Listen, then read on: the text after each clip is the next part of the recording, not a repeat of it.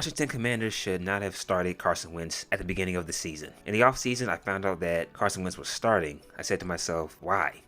Is Taylor Heinicke hurt? Did he get traded? Then I look at the roster and I'm like, no, he's still there. He's still there. So week 1 comes around. Carson Wentz throws for 313 yards, had 2 interceptions, went 27 for 41, but he made up for those interceptions with 4 touchdown passes. So he had one of those what I like to consider good, bad, and ugly performances, but you look at these numbers and you're like, okay, well, despite the 2 picks, overall he played well, right? You take away the picks, I thought he played well. Then the season went along and you started to see Carson Wentz become, well, Carson Wentz.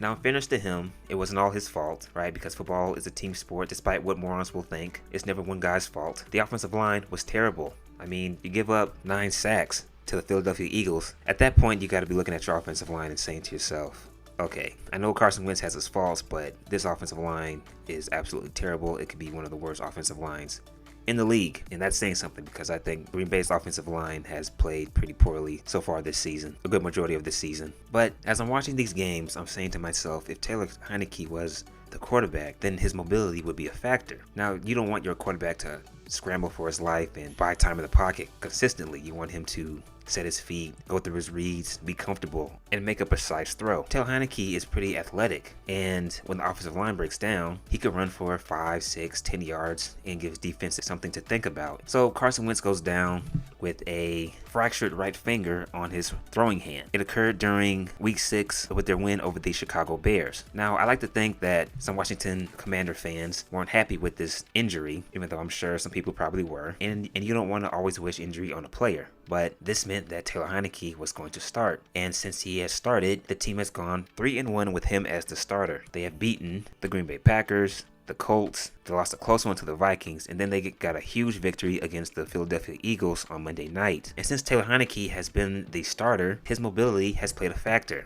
The offensive line still isn't very good, but he's able to buy time in the pocket and make plays with his legs. And Heinicke isn't the best thrower in the world. He's not really a franchise quarterback. You know, he's not up there with the guys like Rodgers, Brady, Herbert, Mahomes, right? And he'll still make some terrible throws. He has accuracy issues, but at times he can get into a rhythm. And Carson Wentz couldn't get into a rhythm. He would hold the football too long. He didn't really do a good job of trying to buy extra time in the pocket. When he was pressured, he still tried to make a throw. He would turn the ball over. He would be inaccurate way too much. And like I said, Heinicke has his accuracy issues too, but it's not as bad as Wentz.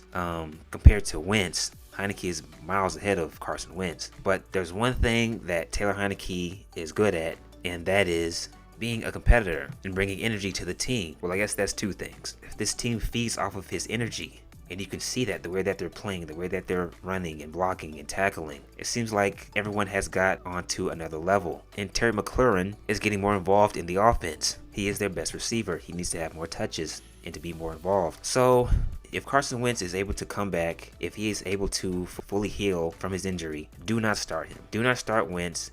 Keep going with Taylor Heinicke. The team clearly rallies around him. They feed off of his energy. He's been making plays for them. The offense can get into a rhythm at times. He brings them athleticism, mobility, so that kind of helps make up for the offensive line's faults, and that gives defenses something to worry about. If you start Carson Wentz, you are going to screw up your season. You're going to officially screw up your season, okay?